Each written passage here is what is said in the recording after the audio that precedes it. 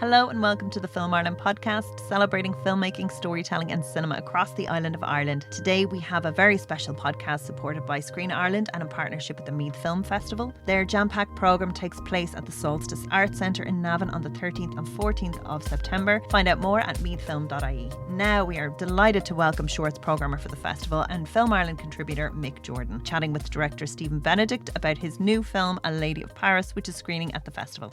Hello and welcome to this special Film Ireland podcast on behalf of the Meath Film Festival. My name is Mick Jordan and I'm a Film Ireland contributor and I'm also the shorts programmer for the Meath Film Festival. And today I am joined by Steven Benedict, who is an award-winning filmmaker of both shorts and features. He's a veteran podcaster himself and a frequent contributor to RTE's Arena. In fact, that's usually how I know where he is, because I knew you were back in the country recently when I was just listening and said, after the break, we will talk about the anniversary of Picnic at Hanging Rock. And I said, oh, Stephen's back. So anyway, and Steven Benedict's latest film, A Lady of Paris, forms part of the shorts programme in the Meath Film Festival. So I'm delighted to have him here to talk about it and the making of it. So welcome, Steven. Thank you for having me, Mick. Oh, I should mention we're recording this in DBS Studio. We're both veterans of DBS College, me as a student and Stephen as my lecturer in the same college.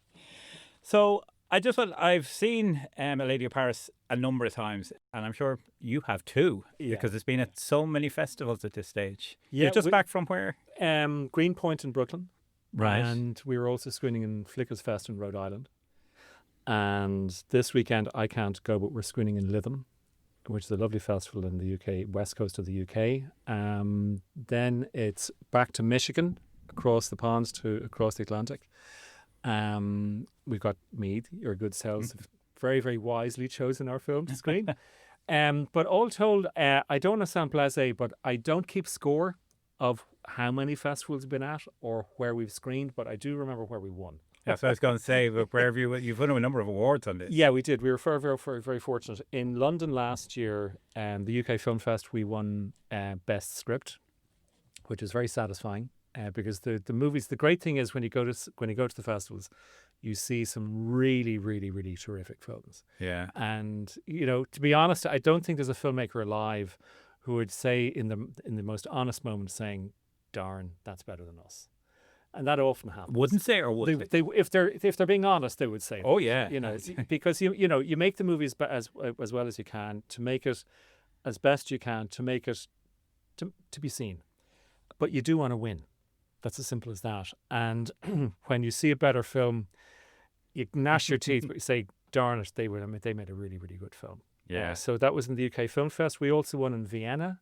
Now, when I say Vienna, it's like saying I'm not like saying we won in Cannes. It's like the indie version of the Cannes Film Festival at the back streets. Do you know what I mean? We didn't win Vienna. We also won Toronto, and that's why I said the lead in. We didn't win Toronto, but we won the Toronto Indie. Okay. And then we also won an award in Tokyo.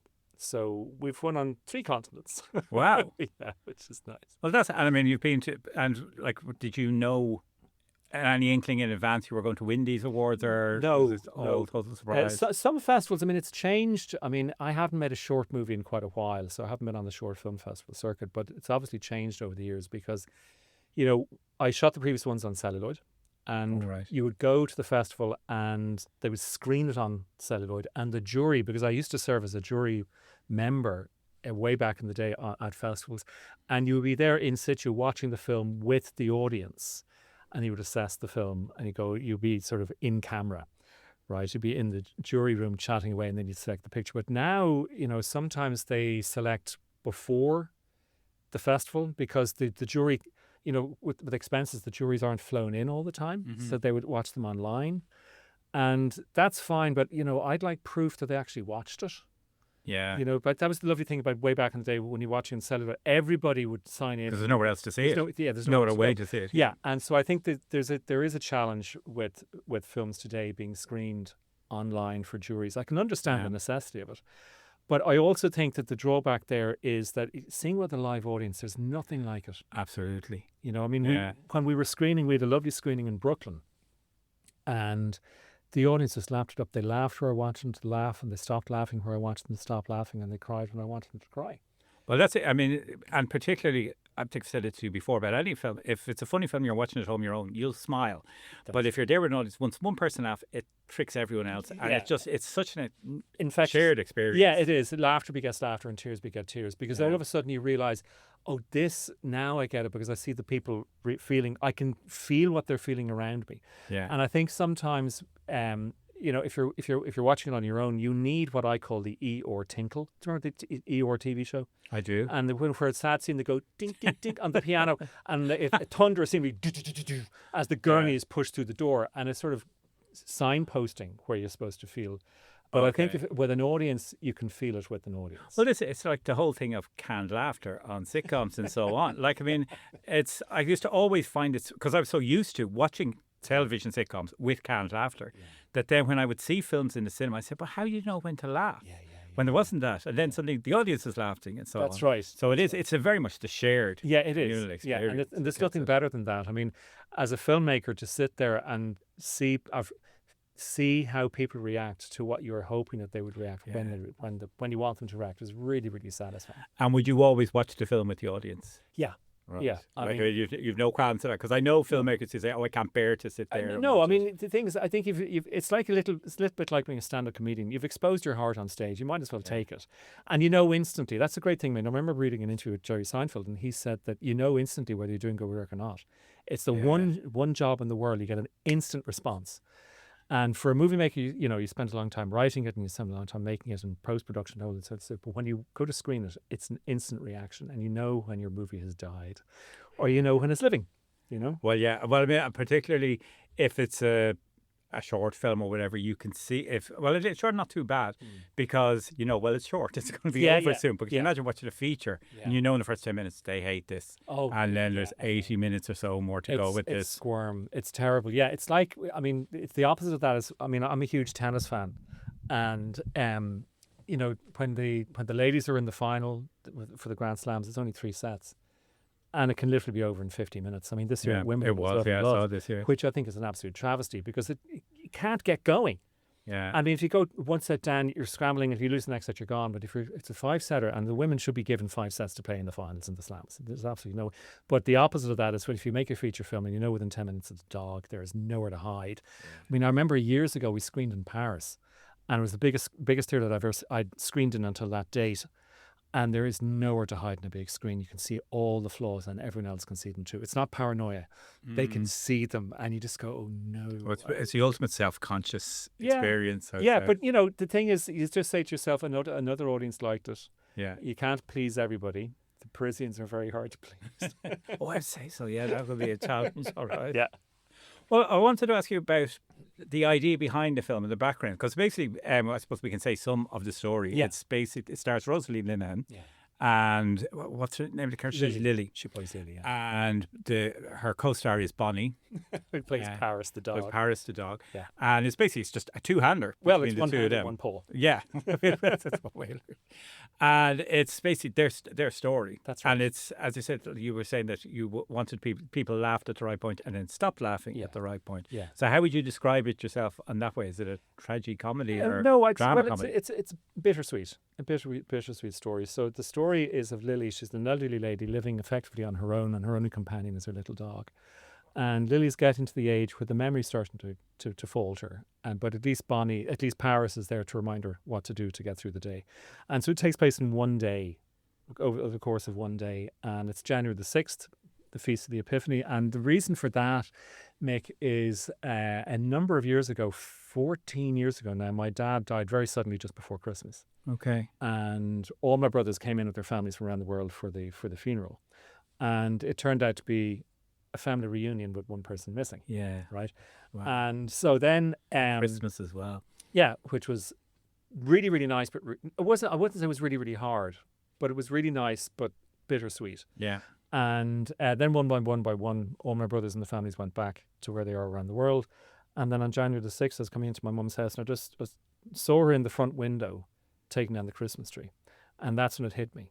I said, my dad's gone and my mum's on her own, because my mum is part of the Irish generation of women who would have been born into the family home, lived in the family home, and only left when they got married. Yeah. now that's not every lady of that generation, but I think would be Majority, I'd say, majority of the experience. So, she got married and then started a family very, very early. And then now it finally hit me. And so that image of a lady taking down the Christmas tree on her own, 14 years later, transferred into a story. Well, it's an emotional scene in the film itself. Yeah, thank you. But the thing was, I mean, there's pieces in the story that are slightly autobiographical, if not autobiographical, based on my own experiences as a child. Okay. And there's other things which are completely fabricated, because it's not based on fact in any way. It's based on an emotional experience. Right. So, there's little things like I have relations in San Francisco. And when I was growing up, there was a phone call once a month to the cousins and my aunt because my aunt was actually on her own because her husband, my godfather, David, died very, very young. And there'd be a phone call once a month. But this was back in the 80s. Yeah, when it was very expensive. Really expensive. Yeah. And so the conversations were really focused. 8 minutes, 10 minutes, one question and you're gone. Your turn. It's like, having a bath when you're 4 years old. You're in and out, And so she has a daughter living in San Francisco. Mm-hmm. And so when I was growing up, my aunt would always send a calendar to my mum for Christmas. And it was an Ansel Adams, photographer Ansel Adams calendar. And so I decided to put that in the picture because it was our way of letting everybody know what year this movie is set. Yeah. I didn't want to do the usual thing of the easily cliche of putting the year and a caption up on screen. I wanted the audience to sit into the story and then to realize gently, oh, this is 1986. Exactly. But it's better that way because if you had put it in there, then people would immediately wonder, oh, why is it 1986? Right. Is there a reason? Is this? And that's all they'd be thinking about. Yes. For watching the film. That's a really good Whereas point. if you just discover it as you go along, you just accept it. Yeah, and well, actually, there's a reason why it is set in 1986 is because it couldn't be set today. Because if it were set today, Lily would probably have WhatsApp or Zoom or Skype or something. Mm-hmm. Some means of communicating with San Francisco. Yeah, exactly. Of course. And as we know now, when you're chatting with somebody on WhatsApp and they're on the other side of the globe, you can talk to them for an hour and a half. You don't think a thing of it, and you talk about nothing. Mm-hmm. But that's part of the friendship, right? Because it's not a focused conversation as we would have had when I was young talking to my cousins in San Francisco. So that was the reason it had to be set in the past where the communication was much more limited. So she's more isolated because of it. Yes. Yeah. And so the only real means of communicating over Christmas is a letter or a Christmas card or whatever, And then I also decided specifically not to have her play the radio because the radio is I don't want to be critical, but it's a lazy way of saying good morning and welcome to Gay Byrne on the Gay Byrne Hour. Right. Because that would mean a lot to the Irish audiences, but it wouldn't mean anything to an international audience. Who's your man? So I thought that, and also meant that there's only one voice in the movie, and it's Lily's. Mm-hmm. That she's the only voice you actually hear. And I thought if we put on the radio, it's breaking that silence. That's a good point. Yeah, it would bring you out of it. Like the first hint I got that it was set in the past was when she's reading newspaper. And it wasn't even the headlines or anything like that. It was the logo. That's the Irish Independent. It's a different one. And maybe because I was there in the 80s, so I recognised it. Yeah. And I just said, oh. But even then, I wasn't even thinking about it because I said, it doesn't matter. Yeah. It's just, oh, that's another. And then just gradually, and then you see the calendar and so on. But it is all by degrees, which is bit perfect. by bit. It works very well. Thanks. Yeah. But another thing was dressing the house was a huge challenge. Because we were chatting when we were making the movie. We said there's really three characters in the movie. There's Lily, there's Paris the little dog, and the house. The house has to become a character, and it's a beautiful Victorian red brick terraced house. There's loads of those around Dublin, tons of them. But once you step inside, they've all been modernised. Oh yes, right. So we had to. We spent ages. We spent ages looking around, literally pounding the pavements up to Drumcondra, up to Rathgar, up to Glenageary, and then eventually we found a beautiful house in Sandymount. And it was literally like a time machine. You step over the doorway and it was into the past. And it was just, we had very, very little. Well, that's not fair. I mean, James Donnelly, our art director, did great work, but in the challenge, there wasn't, I had to strip things down and paint them back up and change the light fittings and change the decor. A lot of it was there from from actually the house that we've used. And so basically you were looking for a house that was still in the 80s. That's right. Yeah. Right. Yeah. And that's what you found. Yeah. So, but the other thing, I mean, there was a lovely little thing that when I hadn't expected this, when James Donnelly, our art director, when we were coming in 2 or 3 days before to shoot, and James came in, and I had specified I wanted 2 different chairs for Lily and Paris, so you could easily identify. And I actually took that idea from the movie Up. Do you remember Carl and his wife Ellie? Yes. And they have 2 different shaped chairs. His chair is very, very boxy to match his glasses, his square glasses. And Ellie has his very, very rounded, soft, because she wears round glasses. And it's to complement and contrast each other. And I thought, okay, that's what I'm going to have to do. I'm going to have a very, very soft chair, a velvet chair maybe for Lily, and then a leather chair for the dog, because, I mean, it has to be a leather chair. It can't, to withstand the wear and tear. Right. But James came in and bought this in this tiny, tiny, tiny, tiny, tiny, tiny chair. And I thought that's fantastic. That was a really, really beautiful reading that James gave of the character, because it immediately had said to me, that is a phenomenal display of love for the dog, because she went out and she looked for that tiny, tiny, tiny little armchair. That will only be used for the dog. Exactly. Yeah. So this stuff like that was a challenge, but it was really, really great to see the whole thing on screen, because, I mean, in a strange way, it's not that I was modelling it after my grandparents' house, but clearly it sort of drifts through to the feel of it, you know. Oh, yeah. Well, I mean, when you have in your mindset, you have your own mindset of what a house like this is like. You're basing on your own experience. Yeah. That's of course the you go back to that. Yeah. Now, the thing is, when you were making the film, watching it, how did you get the casting so perfectly right? Like, this is what I would say is, someone like Rosaline Linhan, like a legend, a major star, to have her in a film. And this is, like, she's constantly working. She is. I mean, the great thing was when, you know, I'm not saying I wrote it for her. I wrote it with her in mind. Okay. Right. Oh, so she's always your first choice. Yeah. And we would have been bunched had she said no. Yeah. It's hard to imagine anyone else. Well, really is. But that's Rosaline for you. You know? Yeah. So I wrote it with her in mind. And the thing was, one of the reasons why I wrote it with her in mind, because I knew that the great thing about Rosaline is within a flicker of an eye, she can bring you from darkness to comedy to tragedy. Just like that. She has an amazing capacity to find a little moment in the scene and prise it open and fill it with such emotion. And so I said to myself, the script on the page is quite dry. You know, it's not a laugh fest. But I knew that Rosaline would be able to take a very, very dry line and give it a very, very funny inflection. Right. Without me trying to be funny. And she contributed enormously, because she gives 1 or 2 lines of her own. I just said, give us... Oh, she improvised? Yeah. I mean, excellent. The thing was she'd covered the lines herself, and I said, okay, let's do it another way. We'd say whatever we want to say. And there's you know, I don't want to give anything away, but there's a line like she just says, "We're out of milk." You know, and it's just the way she says it. Well, it's the fact that immediately when lines like that, it's the fact she's saying them to a dog. And most of the time, it's normal. You just accept it, normal conversation. But if something as basic as that, we're out of milk, the dog can't help. It's just your thing. So yeah, it's and actually, when I was chatting with people at festivals, we were often, people were asking, well, you know, how would the dog understand? And I thought it would have been really, really smart if I told the story not only visually from the dog's point of view, because that was part of the intention, because the vast majority of the shots are from Bonnie's point, from Paris's point of view. The low angle, the camera was down low all the time. Yeah. And I thought, if we had told it sonically from her point of view as well. So whenever Lily is talking, all the dog hears is and we just go, what on earth is this old lady saying? Because the dog can't understand, but the dog can understand the tone, not necessarily the words. And so I wrote it with Rosaline in mind, but Rosaline then was committed to a stage production here down the point of the Best Marigold Hotel. Okay. And so we went to see her, and she was razor sharp. I wanted to see how physically capable she was. She hit all her marks. She hit all the funny jokes. She had the audience eating out of the palm of her hand, and I thought that's fantastic. I mean, she was 84 when she was on stage doing that. Mm-hmm. And so I thought this is great. So we had to wait for Rosaline just to be available. And in the meantime, the other real thing was the dog.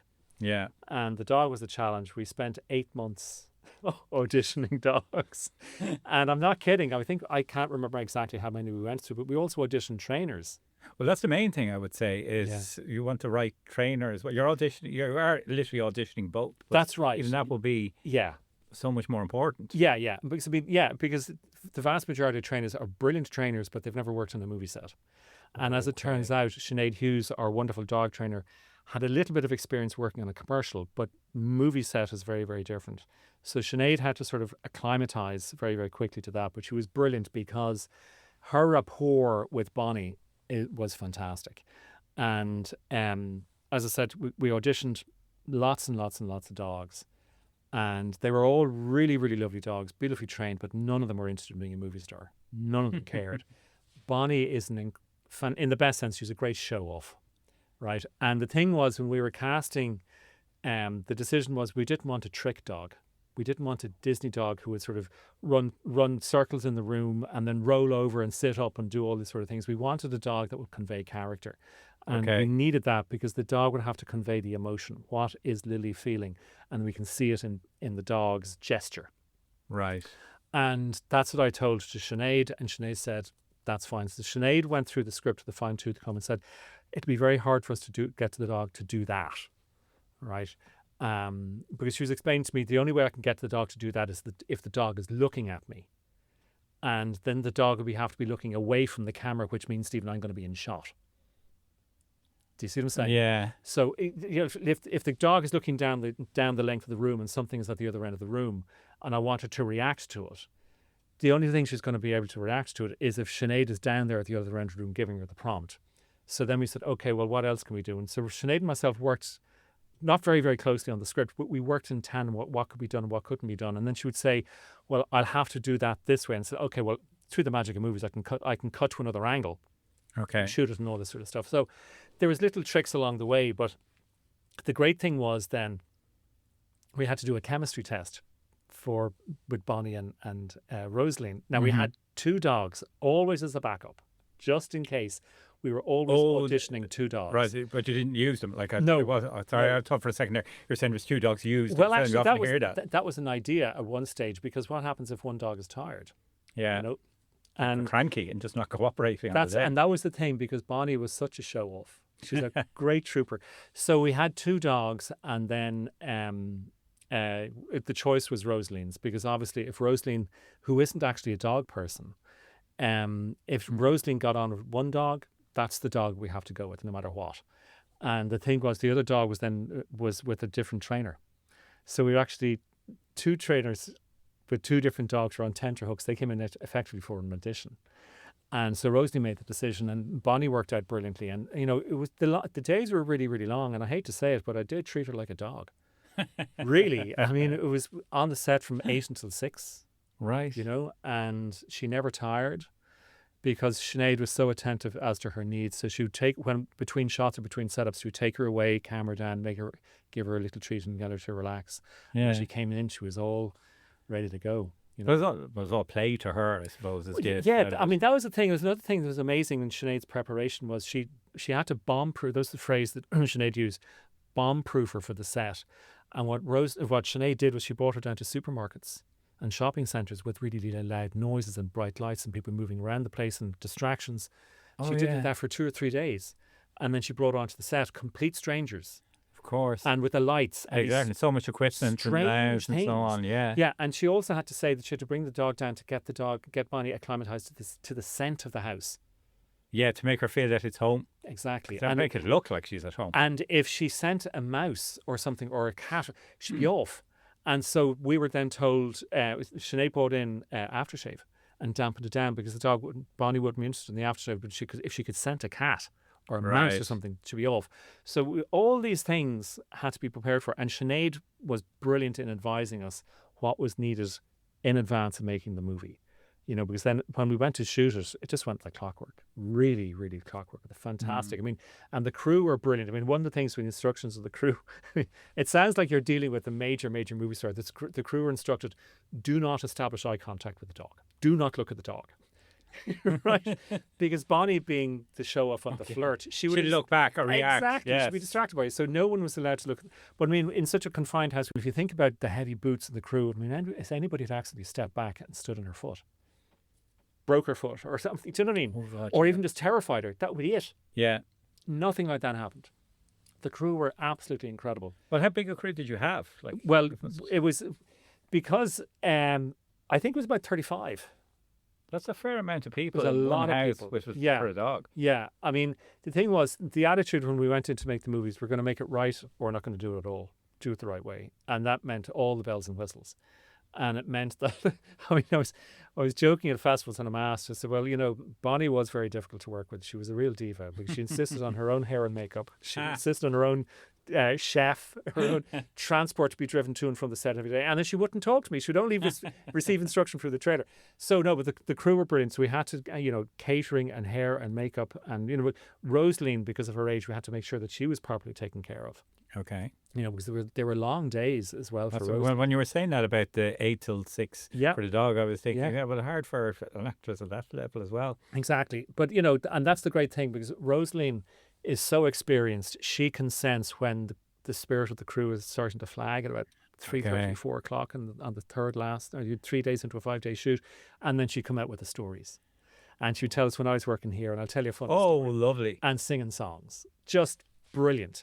And I mean, that's the unbelievable added value of having an experienced actor of her caliber, is because she can sense when the energy or the spirits are starting to flag, and up she comes. I mean, it's like, people. We've often heard that Ringo Starr was never a good drummer. That was the stupid insult that was hurled at Ringo from the 80s and 90s and early 2000s. Okay. Ringo was a brilliant Absolutely. drummer. But beyond his brilliance as a drummer, he was the gel that actually made the band work. I've heard that as well. His sense of humour. Because Lennon was, as we know, was not that nicest of gentlemen. He was sarky, he was homophobic, was anti-Semitic and all this sort of stuff. He's snide. Snide, absolutely. And George was the very, very serious one. I mean, very, very serious Catholic upbringing. And then he got into Buddhism, so it was all very, very serious in meditation. And Paul was sort of knocking about. Ringo was the guy who was the heart and soul and the gel of that band. And when you have an actor, or even there doesn't have to be an actor, just a member of the crew, who can Keeps everyone together. Keeps everyone together, and they are so invaluable. And it doesn't matter whether there's the continuity, or whether they're the makeup, or whether the clapper loader. Anybody is worth their weight in gold on the set that they can do that for you, because the director can't be the laughing guy at the same time as directing the crew. Or directing the You have to have authority as well. Yeah, you can definitely keep the mood light, but you can't be all things to all people, and that's why people deliver different or serve different functions on the set. And keeping the spirit really light and keeping the spirit up is invaluable, and Rosalind does that all the time for us. I'd say she'd have so many stories. And I mean, she's like, when I heard you were working with her, I said, oh my God, the legend. Because we were talking earlier on about our first experience going to theatre and so on. One of the first plays I ever saw in the theatre was her in Blythe Spirit. Oh yeah, as Madame Marcati in yeah. the Gate. And that was back in the 80s, and it's still my favourite, my favourite theatre performance of all time. Well, there we go. I mean, that's what I mean about extraordinary. She's able to turn, because Blythe Spirit, if you take the comedy out, now it's a really, really hard thing to do. It's a tragic story, right? Because we're talking about loss, right? And being haunted and all this sort of stuff. And then all of a sudden, the comedy comes in, and you need to be able to gossamer light comedy, but also to make the comedy work, you've also got to admit to the tragedy of it, which makes it even funnier and sadder. It's the irony of it, the contrast between the two. So with Rosaline, the great thing was, I mean, I've seen this on sets many times. Film sets are very, very strange dynamics, and you've got to keep the balance in order. Because there's always somebody who says, "Oh, look, I worked with so and so back in the day," and they're the biggest bore. Yeah, because it's but just by saying that alone, and they're using that story to tell you that they had more authority, more experience, as opposed to here's a story to pass the next 2 minutes. They're going to make you laugh. And Rosaline's stories were never, when I was working with the great, nothing like that, nothing. It's all just about when we were doing this. And if you knew who the big person was on that set, but she was never name dropping. Do you see what I'm saying? I mean, and film sets are full of characters like that saying, oh, when I was working with, back in the day when I was working with Stanley Kubrick, and we're all supposed to say, oh my God, I used to work with Stanley. You know what I mean? It's just, they're very, very boring, and they're the worst people to work with. I'd say she comes like I've seen her in interviews as well, even in the interviews for your film, and she comes across as someone who's modest in that regard. Yeah. And if she was to say some major, like had worked with Kubrick or something like that, she would say it on the basis of, wasn't I lucky? That's not right. like, look what I achieved. Exactly. Oh my God, look what happened to me. And also, I mean, the thing was when we approached Rosaline, she read the script and we were having a chat with her, and we were about half an hour into the chat and she hadn't indicated either way whether she was interested or not. And so I sort of tried to make the pitch, and she said, it's okay, Stephen, I get it. The dog is the star. And, that's the great thing about most of the stories that Rosaline was telling was all very personal stories about her family or her experience growing up or working on a movie. But it's, as I said to you, it's never to show off. Yeah. And I can't abide people who tell me, let me tell you about the story when I was working on such and such. And you step back and it takes them 25 minutes to tell a story that could be over in 3 seconds. But what is the point? Like, no one's going to be impressed by it. Well, if they do that. That's what they're trying to establish their own authority on the set. Okay. And have you come across that much? Yeah, I mean, even not only the movies that I've made, but other movies that I've worked on, for other people. There's all. I mean, it's not exclusive to one department.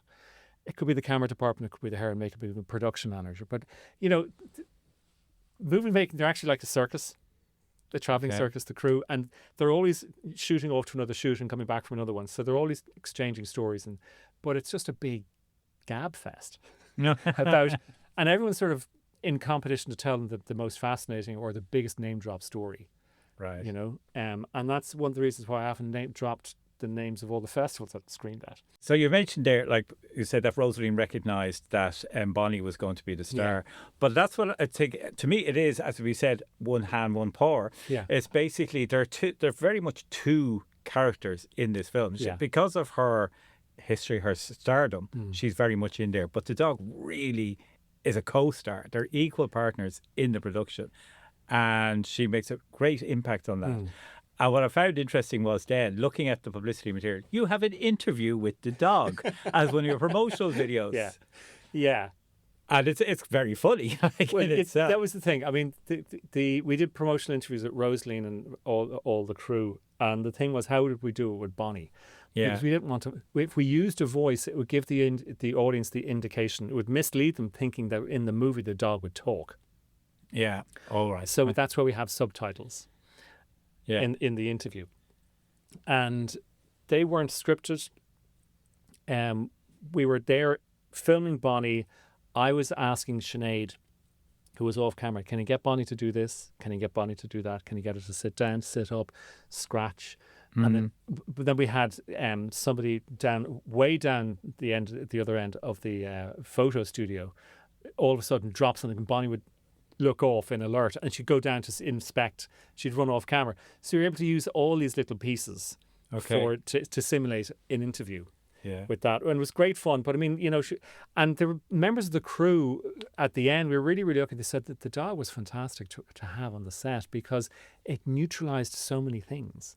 Is that the focus was on her well-being. Of course. And if not that this happened on our set, but if there had been a little bit of tension between one or two people on the crew, it was going to be diffused by the presence of the dog. And in that because everyone loved the dog. Exactly. And movie shoots are fraught and stressful enough, and we were in the one house for the 5 days that we were filming, and tight spaces, 35 people. The dog was the neutralizer, So I've seen it on some people who worked in the movie, on their Instagram accounts. They've said, here's a tip for your own production. Make sure there's a dog on set. Even if they're not in the cast, just have a dog on set. Well, it is, particularly if it's a likeable dog, that it can be friendly and is active or whatever. That's and right. so on. And I well imagine Bonnie would have been like that. Yeah, and one of the things that we had to do, I mean, when we first met Bonnie, the owner, Martha, had brought Bonnie down to the beauty parlour the previous day, and she was all fluffed up. And I said, well, when Rosaline chose Bonnie to be her co-star, we had a word with Martha, and I said, look, we're not shooting until January, but please, for the next 6 weeks, she's not allowed to be washed. Do not brush her out her coat. She needs to be a little bit manky. Because Lily, back in the 1980s, how many beauty parlours for dogs were around in the 1980s? And how much money would Lily have had to treat her lovely little Paris to those sort of things? Not that much. Yeah. So that was part of the reflection of the character. And in actual fact, had she been fluffed up, she would have looked like a sort of a marshmallow. Well, it certainly would have taken you out of time. It's exactly what you say, because exactly it's very much a modern phenomenon of all these. Like, people would wash their dogs in their bath at that time or whatever. So that's right. Expected, especially someone of our age, and that generation. Yeah, yeah. So the manicures wouldn't have been there at all. And, there wasn't the treats that dogs are given today. It was whatever is available from the fridge. I mean, I remember when I was growing up, we had a dog and it was leftovers from the dinner. Yeah. I think much the same for dogs. Fritz lived with us for 14 years. So I don't think we were giving him a bad diet. He may have not liked what he ate, but he certainly had it.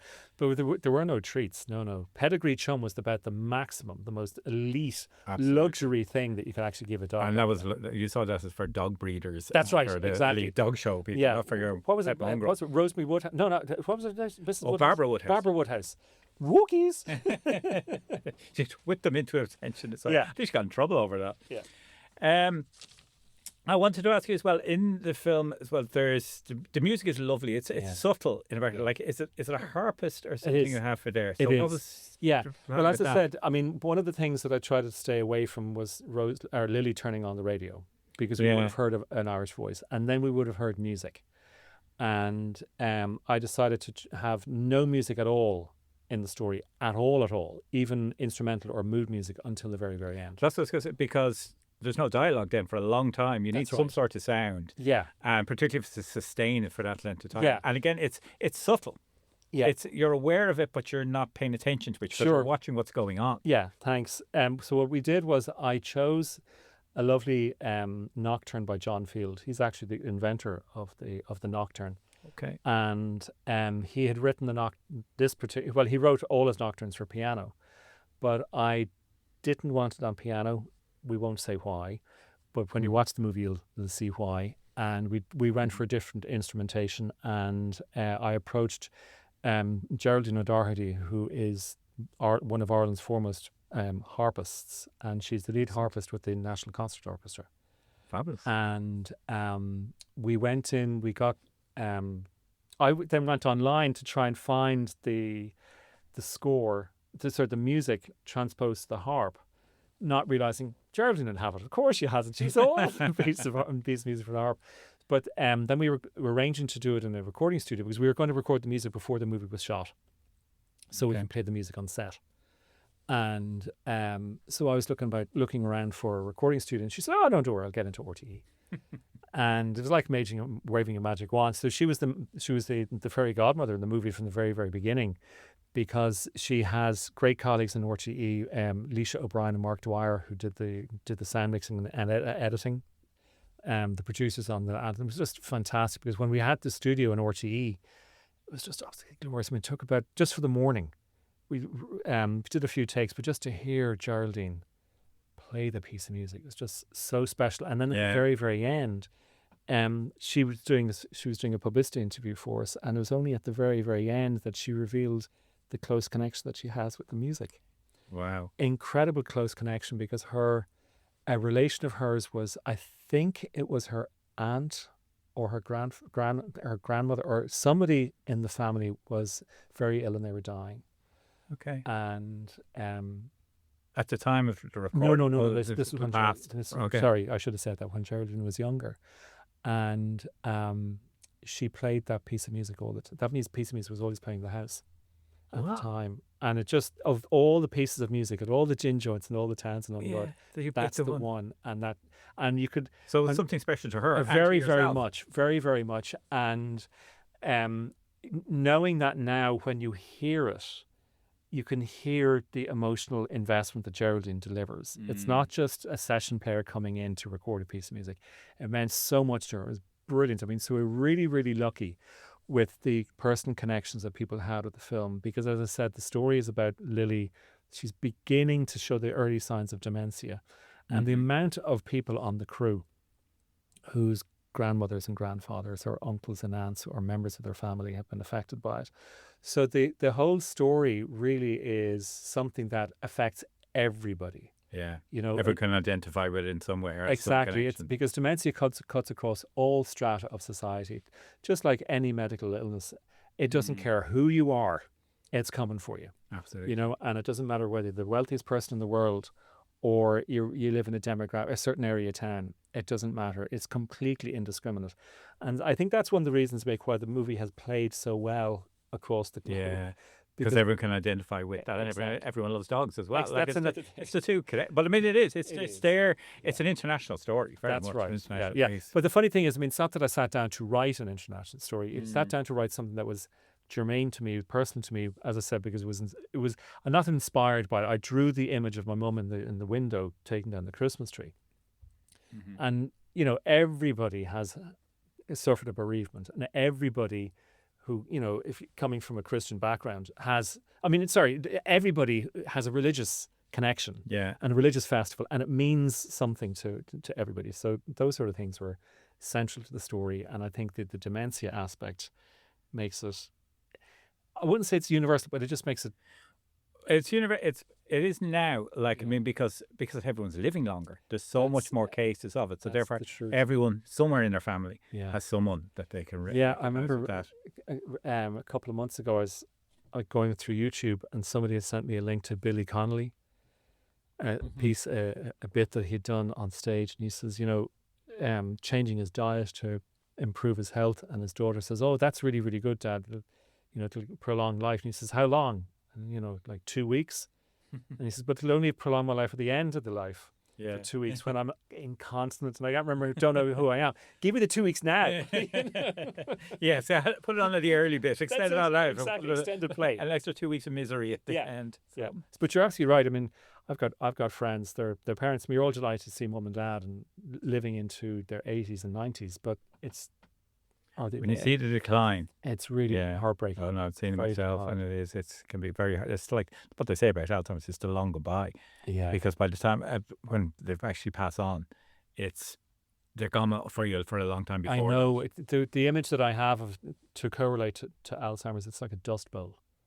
It's just.